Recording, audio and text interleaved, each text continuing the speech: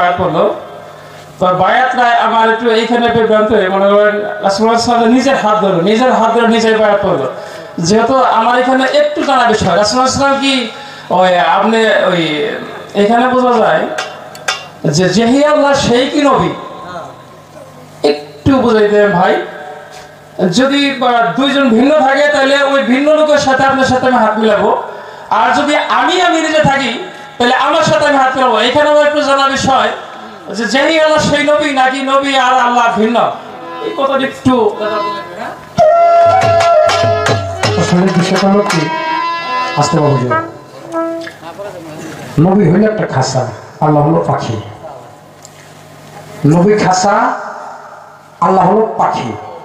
এই মোহাম্মদ বরকার মধ্যে লুকানো ছিল আমার আল্লাহ পাক। কারণ আমরা যত যাই কিছু বলে থাকি না কেন, আমার আল্লাহ পাক আমার দয়াল নবীকে কিন্তু দোস্ত বলছে কিনা, কিন্তু আমার দয়াল নবী কিন্তু আল্লাহকে কখনো দোস্ত বলে নাই। কারণ দয়াল নবী ছিল একটা মোহাম্মদ বরকা, তদ্রুপ একটা খাসা, আমার আল্লাহ ছিল পাখি। যখন যে জায়গাটার মধ্যে মিরাজের মধ্যে যখন এই কি করে রে আরশ মহল্লার মধ্যে যায়, যখন আমার দয়াল নবী মুরিদ হয়, যখন চক্ষুটা বন্ধ করে, তখন আমার দয়াল নবী স্বয়ং আমার খোদাকে দেখেই ওই জায়গাটার হাতের মধ্যে হাতটা দেয়। কারণ হলো কি, সে খোদার হাতে হাত দিয়ে বায়াত হয়ে যায়। কারণ আল্লাহ হলো পাখি, আমার দয়াল নবী হলো খাসা। আমি নষ্ট করবো না। এখানে মনে করেন আপনি কখনো কোনো মানুষকে দেখেছেন? আমার মনে হয় কোনো মানুষকে দেখেন নাই। কায়া দেখেছেন? রাসূলুল্লাহ সাল্লাল্লাহু আলাইহি ওয়াসাল্লাম কায়া শুরু ছিল, কিন্তু মানুষও তো তা দেখেন নাই। হ্যাঁ, যদি ওই আমি যে প্রশ্ন করছি উত্তর দিতে দেয় নাই, মানুষের বিভ্রান্ত পারবে না, সত্য যা তাই বলবেন। পরের মঞ্চে দিতেছি, আপনি থাকেন, যায় না এই জবাব না নিয়ে কিন্তু যাবেন না, জবাব না নিয়ে যাবেন না। যদি বাপের বেড়া জবাব নিয়ে যাবেন, সত্য জবাব আজকে দিয়ে যাবেন।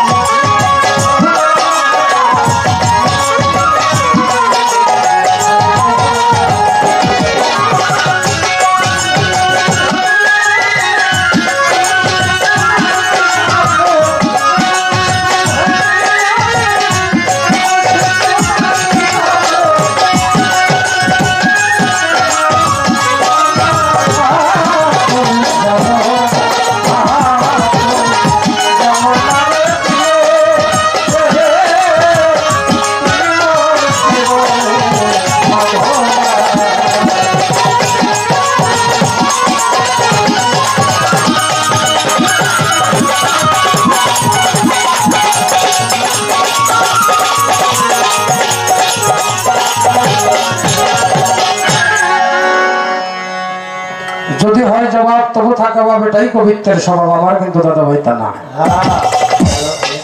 যে জায়গাটার মধ্যে ভালো জবাব হয়ে যায়, ওই জায়গা বাড়তি কথা বলা পছন্দ করি না। কারণ আপনার সাথে জীবনের প্রথম গান আমার কিন্তু ব্যক্তিগতভাবে খুব ভালো লাগতেছে। আপনাদের কেমন লাগতেছে? কারণ অনেক শিল্পীর সাথে গান গাইতে গেলে বাবা কি জানি ভালো লাগে না, কিন্তু আজকে অনেক ভালো লাগতেছে দাদা ভাইয়ের সাথে গান করে। কারণ জ্ঞানী মানুষের সাথে গান করা আসলেও অনেক ভালো লাগে, আর যারা শুনে তাদেরও ভালো লাগে। আপনাদের তো অনেক ভালো লাগতেছে মনে হয়, কারণ যে জায়গা থেকে যেভাবে প্রশ্ন আমি রাখতেছি, অতি সুন্দর করে জবাব উনি করে একটা ভাবরাজ্য আমাদেরকে নিয়ে গেছিল, আবার আমার কাছে কিছু কঠিন করে প্রশ্ন রেখে গেছে। কি আমি বলছিলাম দৈনবী দাঁত ফেলাইতেছে, আমার এই খবর ওয়াজ করে নি বগল শুই না ব্যক্তি ফেলে দিল। উনিটা তুমি কোথায় হয়েছ, কোন হাদিস আছে? তারপরে আবার ওই ঠোঁট ফাটলো না, দাঁত তার কারণটা কি? আবার আর একটা কথা হইল, যেমন হুজুর পাক সাল্লাল্লাহু আলাইহি ওয়াসাল্লাম যদি দুনিয়ায় আগমন করলেন, অন্যান্য মানুষ জন্ম নিলে রক্তপাত হয়, মায়ের ব্যথা ওঠে, প্রসব ব্যথা, সেটা আমার দয়াল নবীর যে মা ছিল তার উঠে নাই, মা আমিনা। কিন্তু যখন আমার দয়াল নবী দুনিয়ায় আসলেন, ফেরেশতারা কিছু বললেন, আবার সাথে সাথে অন্য ফেরেশতারা দুহারি করলেন। এই প্রশ্নটা এটা কি দাদা? আমার জীবনে এটা শুনি নেই, কারণ মিথ্যা কথা আপনাদের জায়গায় চাপাবাজি করে আমি কইয়া যাবো, কিন্তু যদি মানা করি তাতে মনে হয় আমার বাইরে দুই সাইডে কমবো না, কিন্তু যদি চাপাবাজিতে চাপার জন্য কইলে বইলা যায় কিছু, তাতে মনে হয় মানুষের সকালবেলায় ঘটাবাজি করবো যে আরে সবাই মিথ্যা কথাটা কইয়া গেল। কারণ আমি যেটা জানি না, কিন্তু দাদা ভাই যদি জানেন আমার এটা বইলে দিয়ে গান শেষ আমি লিখে নিয়ে যাবো। কারণ দোলনা থেকে শুরু করে কবরে যাওয়ার আগ পর্যন্ত শিক্ষার কোনো শেষ নাই। আর আপনি গান গাইতে গাইতে এখন প্রায় শেষের দিকে, আমার হলো কেবল শুরু, অনেক জানা বোঝার বাকি আছে। কারণ একটা জিনিস যে সব মানুষের জানে তা কিন্তু না বাবা, না ভুল বললাম? কারণ অনেক, কারণ ঈশ্বরচন্দ্র বিদ্যাসাগর নদীর পারে যে একটা বালুকণা ওঠাই বললো যে একটা বালুকণা সমান জ্ঞান আমি অর্জন করতে পারি নাই, এই ব্যক্তি বিদ্যাসাগর, আর আমি আর বিষয় তো কিছু না। যাই হোক, যতটুকু সম্ভব চেষ্টা করবো, তারপরে কিছু না হলে কিছু বলতে হয়, কিছু না হলেও কিছু বলতে হয়, সেদিকে যাবো। আর আমার একটি গান, তারপরে কিছু জবাব দেওয়ার চেষ্টা করবো।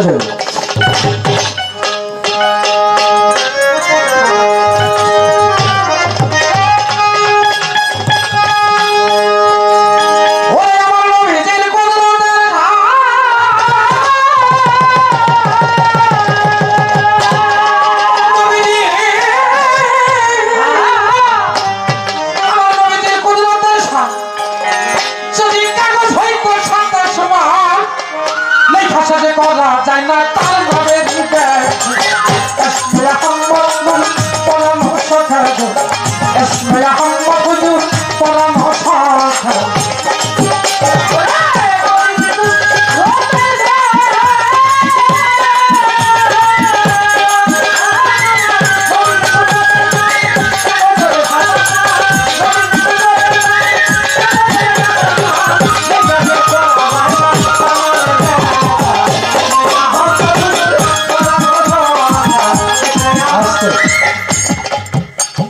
একটা জিনিস বাদ ভরে রয়েছে, লোক কাছে নাকি জানি না, না আমি জবাবটা ভালো করে ক্লিয়ার করে দেবে, যে গেছে সে তো গেছে আপনাদের জন্য।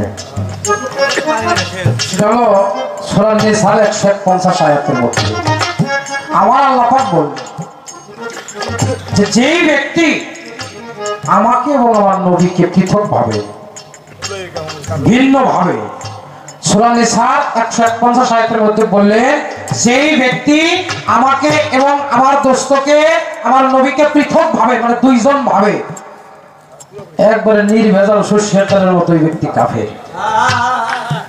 আমার দলের একটা গানের মধ্যে আছে, আল্লাহ আলী নবী আলী তনে পাঞ্জা হায়দারি নবী তার মাওলা আলী তার মাওলা বলছে রাসূল করে ওকে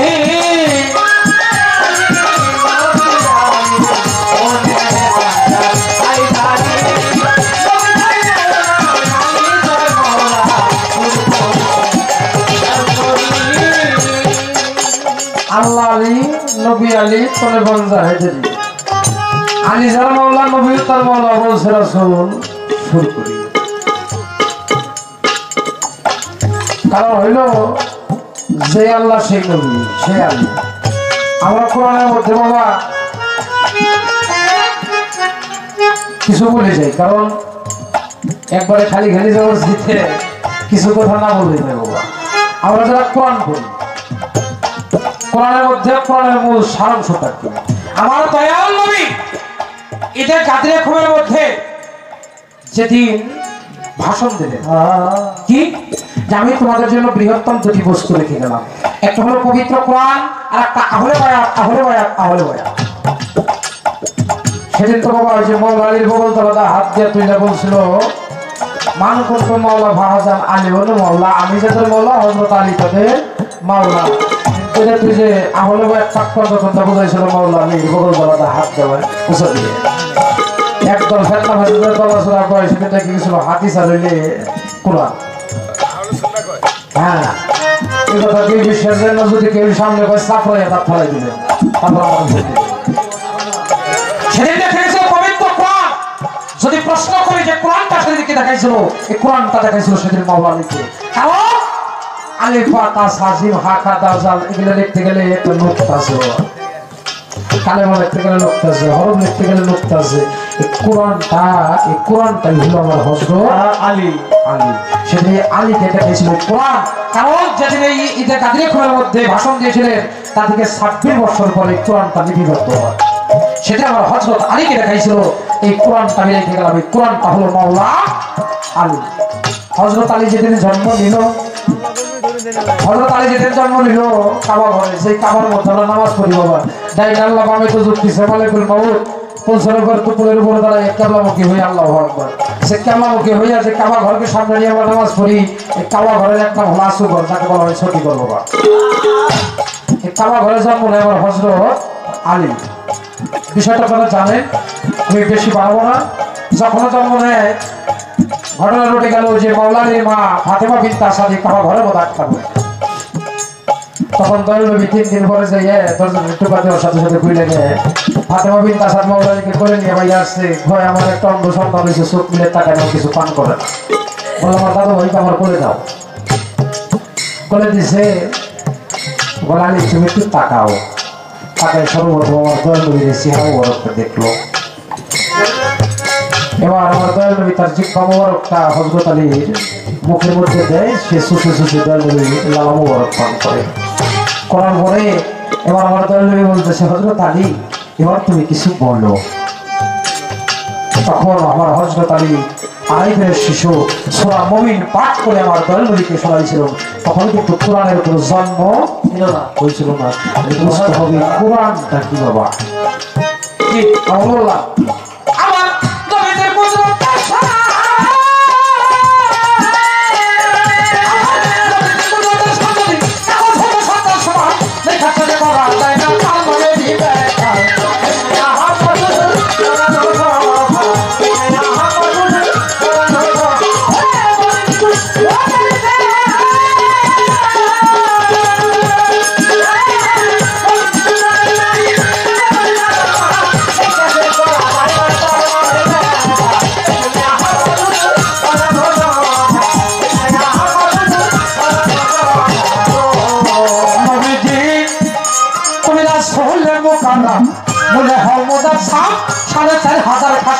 প্রকাশ মস্তিকা তুমি রাসূল মুকাররম বলে হমজা সাপ 4,500 খাসা প্রকাশ মস্তিকা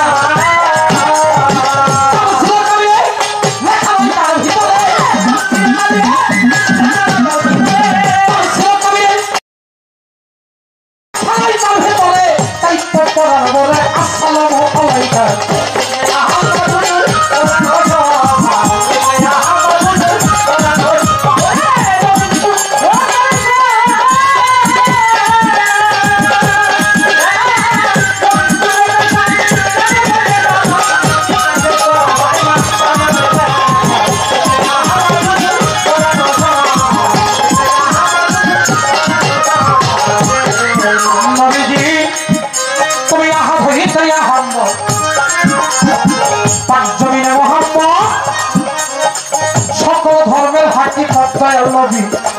তোমার তরিকা নবীজি তুমি আহা হইতে আহা পাক জমিনে মুহাম্মদ সকল ধর্মের হাকিকত তোমার তরিকা পাশারি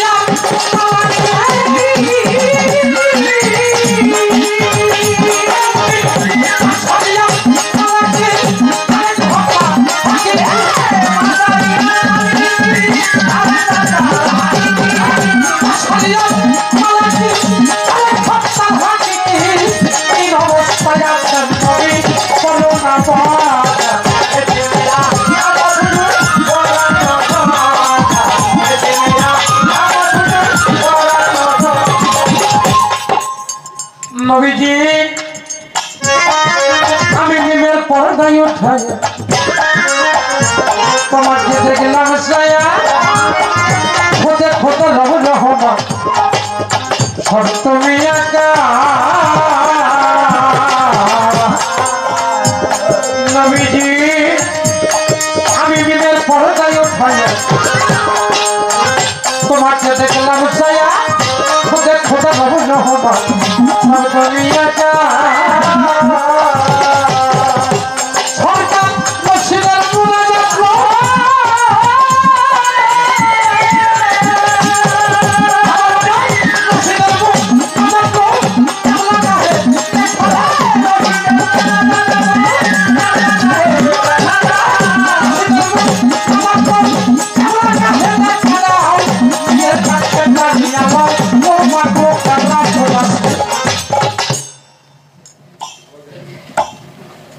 আমার দয়াল নবী দন্ত শহীদ হইল আমার দয়াল নবীর একটা জীবনী আছে আমার কাছে হযরত মুহাম্মদ সাল্লাল্লাহু আলাইহি ওয়াসাল্লাম তার জীবনীটা পড়লাম পড়ার পর ঘরে দেখলাম দয়াল নবী যখন হজের যুদ্ধে যান একটা সময় যুদ্ধ করতে করতে তার মুখের মধ্যে আঘাত এসে লাগে আঘাত লাগার সাথে তার একটা দন্ত মোবারক ওখান থেকে পড়ে যায় সেখানে যে তারে বাড়ি দিয়ে গোদাত ফেলাইছে এরকম কোনো কিছু পাওয়া যায় না কিন্তু যুদ্ধক্ষেত্রে যে এক সময় একটা আঘাত এসে তার মুখের মধ্যে লাগে লাগার সাথে সাথে তার একটা দন্ত শহীদ হয়ে যায় এই খবরটা অনেক মানুষ এক বুড়ির কাছে যায় বলল যুদ্ধে যাইয়ে তোমার ছেলে সন্তান তোমার স্বামী সবাই শহীদ হলো ভাইয়ের বোকা আমি এই কথা শোনার জন্য আমি রাস্তার মাঝে দাঁড়াই আমি শুনতে চাইছি আমার দয়ালু নবী কেমন আছে আমার ছেলে সন্তান চলে যাক তাতে আমার দুঃখ নয় আমার হুজুর পাক সাল্লাল্লাহু আলাইহি ওয়াসাল্লাম কেমন আছে আমি সে কথা জানার জন্য দাঁড়িয়েছি যখন আমার ওয়াসকরণী পাগল শুনতে পাইল আমার দয়াল নবীর গায়ের খিলকা পাইল কে বাবা ওয়াসকরণী পাগল নিয়ে গেল কারা হযরত আলী আবু বকর ওসমান তারা যখন নিয়ে গেল যাই বলল আমার হুজুর পাক সাল্লাল্লাহু আলাইহি ওয়াসাল্লাম তার গায়ের খিলকাটা আপনার জন্য পাঠাইছে তখন হযরত আলীকে প্রশ্ন করলো তুমি কে বলে আমি আলী আলী কে আমার দয়াল নবী মেয়ের জামাই বলে মেয়ের জামাই কয় আমি দয়াল নবীর ভক্ত আমার তো বিশ্বাস হয় না কারণ তোমার মুখে যে সবগুলো দাঁত আছে আমি তার আশিকি ভক্ত আমার মুখে একটা দন্ত নাই আমারে কে পাইলো ওয়াসকরণী পাগল পাইলো তার নামের পরে একটা তরিকা চলে এলো ওয়াসিয়া তরিকা কি এবার আমার দয়াল নবী যেদিন এই দুনিয়াতে আসবে রাত্রে ঝগড়া করে দিনের সাথে দিনে ঝগড়া করে রাতের সাথে দিনে বলে হুজুর আপনি আমার ভাগে আসেন রাত্রে বলে হুজুর আপনি আমার দিকে আসেন দয়াল নবী খুব একটা বিঘায় তার মধ্যে বইরা গেল আমি কোন সময় যাই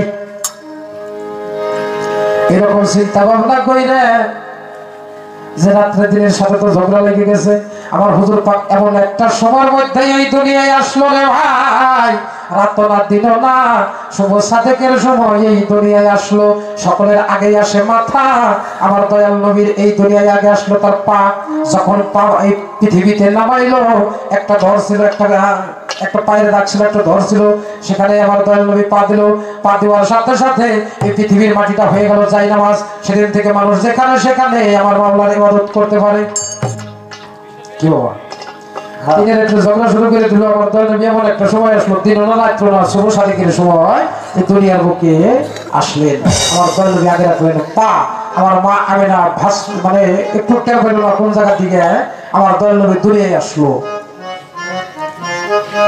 এবার ফেরেশতারা বলে কি বলে ইয়া নবী সালাম আলাইকা ইয়া হাবিব সালাম আলাইকা ইয়া রাসূল সালাম আলাইকা ইয়া হাবিব সালাম আলাইকা আমার দয়াল নবীকে সম্মান করতেছে যে আমার দয়াল নবী দুনিয়ায় আসছে আমার দয়াল নবীকে তখন ফেরেশতারা সম্মান জানাবে আমার যতটুকু সম্ভব আমি চেষ্টা করলাম জবাব দেওয়ার জন্য। এবার যে গানটা আমি করেছি, গানের আগে আমি একটি কথা দাদা ভাইয়ের কাছে বলতে যাই, সেটা হলো আমার একটা পেঁয়াজ বেঁচে গেছে দাদা ভাই। পেঁয়াজটা হলো কি যে ডাইনে আল্লাহ, বামে নবী, মাঝখানে একটা গাছ আছে, গাছ একটা ফুল আছে, ফুল যারা খাইছে তারা স্বাদ হয়ে গেছে, মধু খেয়ে গেছে সাধু, মধু খেয়ে সাধু হয়ে গেছে বুধু, মধু খেয়ে সাধু হয়ে যেতে পারি। সাধু শব্দের অর্থটা কি? মূলত সাধু কি কি বলা আপনারা? হ্যাঁ, যে জায়গায় যাই হইলে কাপড় টুকু গাঁজা গুজা খাইয়ে আমি কি সাধু। বর্তমান আসল সাধু তালাশ করে বলে ব্যক্তি যে গাঁজা খোর। হ্যাঁ, যে সাধুরা মনে মনে সাধু ভাবি হয়তো মানদের নিশে আছে, মানদের নিশে পর্যন্ত মেয়ে ভোলার নিশে, না হলে টেহার নিশে, না হলে গাঁজার নিশে, না হলে আরো কিছু আছে। মূলত সাধু শব্দের অর্থ কি ভাই? হ্যাঁ, সাধু হইতে গেলে, একজন মানুষ সাধু হইতে গেলে তার কি কি বর্জন করতে হয়, যে এই জিনিসগুলি বর্জন করেছে সাধু হইতে পারে। কারণ সাধু শব্দের অর্থ এত সহজ করে বাবা, মেয়েরা দূরের কথা সাধু। হ্যাঁ, আপনি তো মেরাজ করতেছেন আজকে, অনেক গান শুনলাম যে মেরাজে যখন যাইতেছে যে ভাই থাকলো বাইরে যায় এগিয়ে দিত, মা থাকলো মা এগিয়ে দিত, বাবা এগিয়ে দিত অনেক। কিন্তু বাবা রে, একটা গানের মধ্যে শুনলাম যদি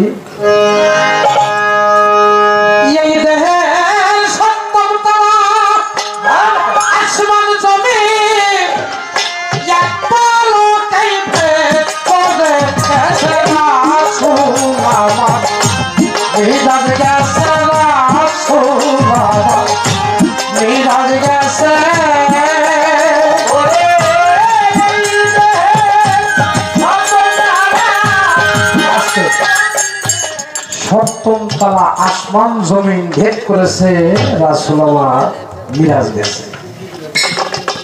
এবার শুনতে পেলাম যেদিন রাসূল মিরাজে গেল কি যে বাবা ভাই থাকলে তারা এগিয়ে থেকে দিত, কিন্তু দেহের মধ্যে মিরাজ, যারা সাধু, যারা তরিকত তিন মাসের কাছে কি বাবা তারপর যদি মেয়েরা তোমরা নামাজ পড়ো না কে? ওরা নামাজ সবসময় পড়ি। আমাকে তোমরা রোজা থাকো না, তার কারণ কি?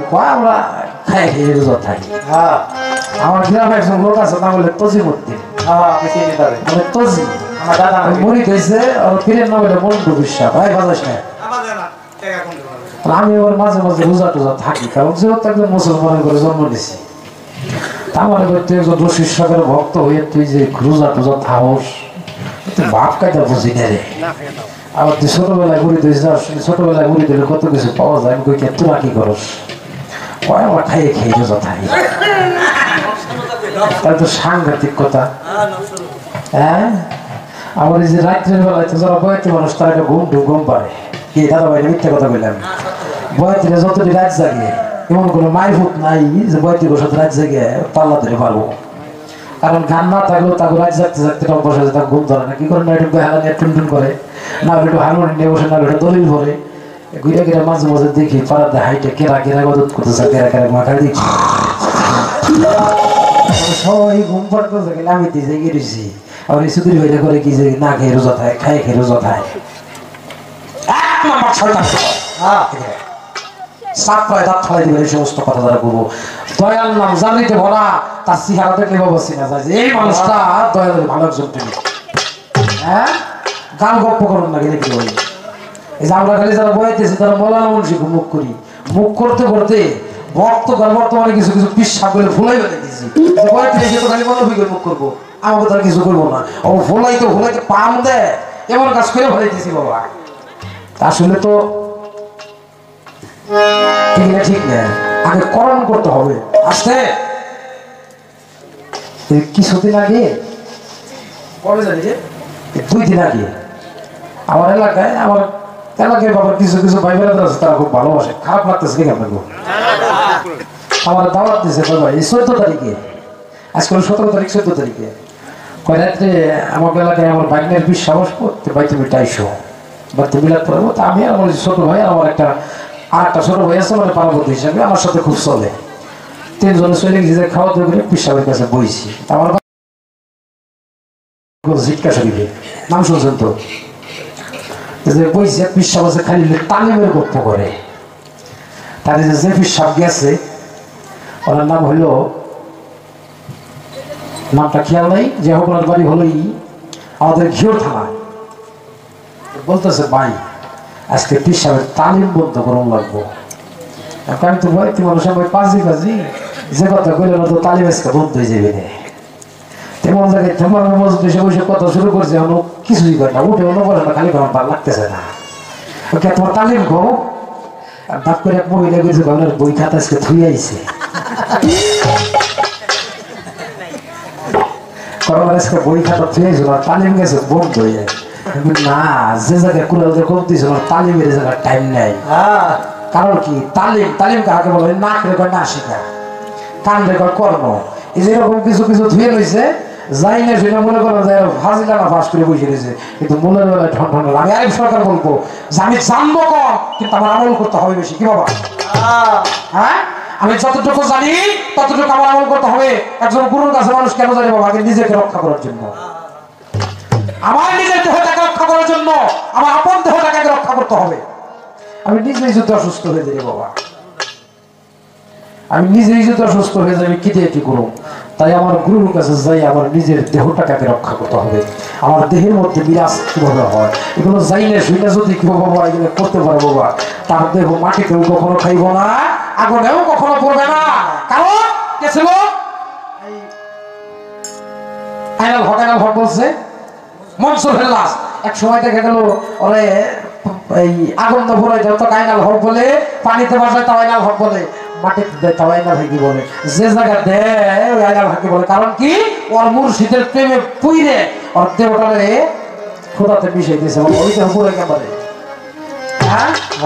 গানের মধ্যে আছে তার তো মাটিতে খাবে, মাটিতে কোনো স্বার্থ নাই। যেজন মুর্শিদের আগুনে পুইরা হয়েছে সাইতে হইতে হবে। রাবিয়া বস্তি কাঁদে, নগরবাসী বলেছে আগুন লাগছে, আগুন লাগছে। নগরবাসীরা তবু সময় হিসেবে কই আগুন লাগছে? আগুন তো জগতে লাগে না রে, লাগছে আমার মুখের মধ্যে, আমার অঙ্গে। বলে কেমন আগুন? বলে আমার মুর্শিদের প্রেমের আগুন, মুর্শিদের প্রেমের আগুন জানিত হয়ে লাগছে। এই আগুন কাউকে দেখানো যায় না। আমার দাদা ভাই একটা গানের মধ্যে বলছে যে প্রেমের আগে মজা কিন্তু পরে কষ্ট। একটা গানের মধ্যে আছে আমার লবে, প্রেমের অপরনাম জ্বালা, যে করে প্রেম সে জানে গো সে জানে, ভাবনা জেনে প্রেম করিলে শুধু পড়িতে হয় আগুনে। আগুন কোন আগুন দেবো? এটা মুর্শিদের প্রেমের আগুন। যে মুর্শিদের প্রেমের আগুনে পড়ছে ও জানে জ্বালাটা কত বড় জ্বালা। যাই হোক, এবার আমি যে গানটা করেছি আমার হুজুরের কুদরতের শান, যদি কাগজ হইতো সাত আসমান, লেখা শেষ করা যায় না তার মাদিনী ব্যাখ্যা মোহাম্মদ হুজুর পড়ানো সকাল। লাশের কলির মধ্যে বলা হয়েছে মিমের পর্দায় উঠাইয়া আমি তোমাকে দেখলাম চায়া, খুদে খোদা রব রহমান সব তুমি একা। মিমের পর্দাটাকে গঠিত হল। মিমের পর্দাটা যখন একটা মানুষের ঘুষে দেব তখন সে যা দেখবো সব মুর্শিদ রূপে। এখানে আছে আমরা সবাই ইমানদার, ইমানটাই নবীর সরোয়ার, ইমান থইয়া মুসলমানরা কিসের ধর্ম করো করে, নবী থইয়া নামাজ লইয়া মানুষ যাবে কি করে? আগে নবীকে ভালোবাসতে হবে। নবীর মহব্বত যার মধ্যে নাই, নবী শব্দের অর্থ নিত্যনতুন পয়দা করা, যার ভিতরে নবীর নূর নাই সে কখনো নবীকে বাঁচায় রাখতে পারে না। কথা বলে খারাপ লাগতেছে বাবা, কারণ আমাদের দেহের মধ্যে আগুন পানি মাটি বাতাস সবকিছু আছে। মা মরে গেছে, বাপ মরে গেছে, কাঁদতেছি বাবা, কিন্তু আমার দেহের মধ্যে তো মা বাবা আছে, তাদেরকে বাঁচাই রাখতে হবে।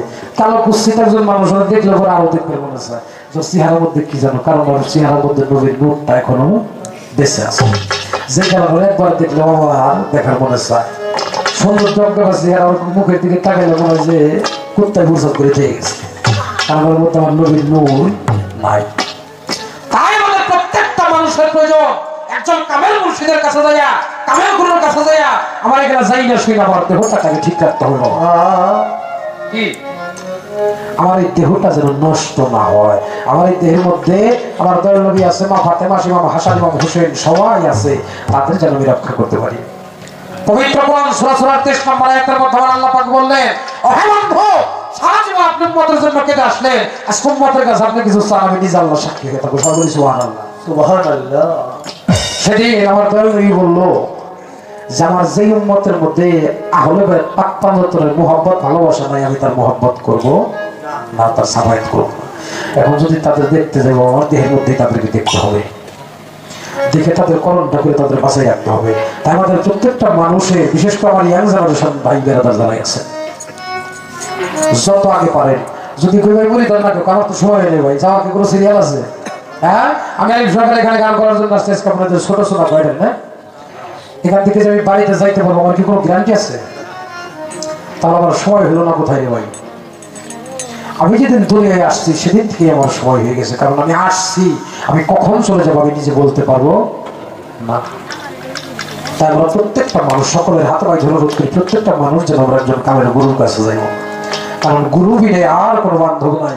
অনেকে বলে থাকে আমার মা বাবা এত বড় বিশ্বাস, মা বাবা যে কি জিনিস সে বাবা একমাত্র কেবল মুর্শিদের কাছে গেলে শিক্ষা দেয়। একজন মুর্শিদি কেবল বোঝায় যে তোমার মা বাবা কত বড় জিনিস, আর যার মা বাবা হারাই গেছে সে তো কপাল পড়া। একদিন আমার দয়াল নবী তারপর বাবু তাহেরের সাথে সকলে হাতাবের জন্য অনুরোধ করি, সময়টা কেউ ওঠা বসা করবো, কারণ আমার দয়াল নবীর একটা জীবনী, দয়াল নবীর জীবনী যে যতবারই শুনুক না কেন তবু মধুর লাগবে আর কি। তারপর বাবু তাহেরের সাথে মাঠে খেলা করে হঠাৎ করে আবু তাহেরের পিতা এসে আবু তাহেরকে কোলে তুলে নিল, ধুলাবালি সহ আসতে বড় কোলে তুলে নিল। হঠাৎ করে কিছু খেজুর খুরমা আবু তাহেরকে খেতে দেয়। আমার কোলে নবী বল, বন্ধুরে, যে ব্যক্তিটা তোমাকে কোলে তুলে নিল এই ব্যক্তি তোমার কি হয়? বলে, কেন বন্ধু তুমি জানো না তো আমার বাবা? আহা, আমার দয়াল নবী এবং মুহাম্মদের হৃদয়ে আঘাত লেগে গেছে যে আমার জীবনে তো আমাকে কেউ এরকম করে কোনোদিন আদর করে না। বলে, বন্ধুরে, আমার জীবনে তো আমাকে এরকম করে কেউ কোনোদিন আদর করে নাই, যে কারণে আমি বুঝতে পারতেছি না যে আদরটা কেমন লাগে। বলে, কেন তোমার বাবা নাই? আমার মোহাম্মদ তুই চোখের জল ছেড়ে দিয়ে বলে, বন্ধু আমার জীবনে আমার বাবাকে বেশি না। দয়াল নবী দৌড়াইতে দৌড়াইতে বাড়িতে চলে গেছে। বলে, মা গো, আমার জীবনে তবে আমার বাবাকে কখনো দেখলাম না, তুমি আমার বাবার কাছে আমাকে দিয়ে যাও। মায়া মেলা বলে, মোহাম্মদ রে আমি তোমার জানাই, যেই স্বামী হারা ব্যথাটাই আমি বুকের চাপা দিয়ে রাখছি তোমার জানাই। আজকে বারে বারে মোহাম্মদ তুই আমার পুরান ব্যথা যে মনে করাইয়া, যে স্বামী হারা ব্যথাটা তো অবশ্যই বুকের চাপাতে রাখছি, আজকে কেন এত বারে বারে মনে করাইয়া দেয়? বলে, না মা, তুমি আমার বাবার কাছে আমাকে দিয়ে চলো। মায়া হবে না, আমার মোহাম্মদকে নিয়ে সেই শ্যাম শহরের দিকে রওনা হইলে দূর থেকে দেখাই দেয় মোহাম্মদ, ওই যে জায়গাটার মধ্যে পাহাড়ের মধ্যে তোর বাবা ঘুমিয়ে আসতে যায়, ডাক। আমার দয়াল নবী যায়, দেখো ওখানে একটা দরজা দেখা যায়। দয়াল নবী ডাকে, বাবা দেখে যা, বাবা দেখে যা, বাবা দেখে যা, বাবা দেখে যা। বাবা একবার তুমি দেখে যা, বাবা দেখে যা, বাবা তুমি দেখে যা, একবার দেখে যা।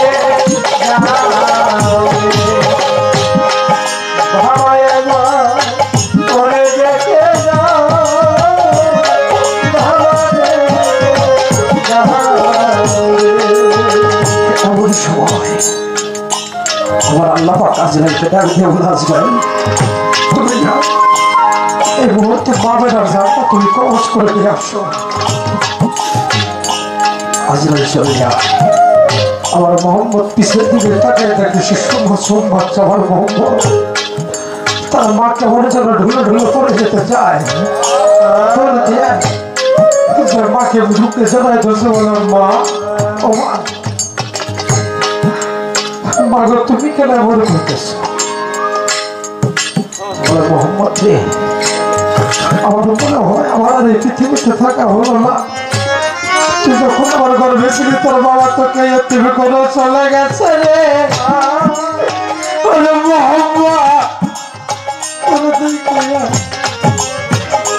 বাবার রোজা দেখতে আইসা তুই আমার পালাবি হারাইয়া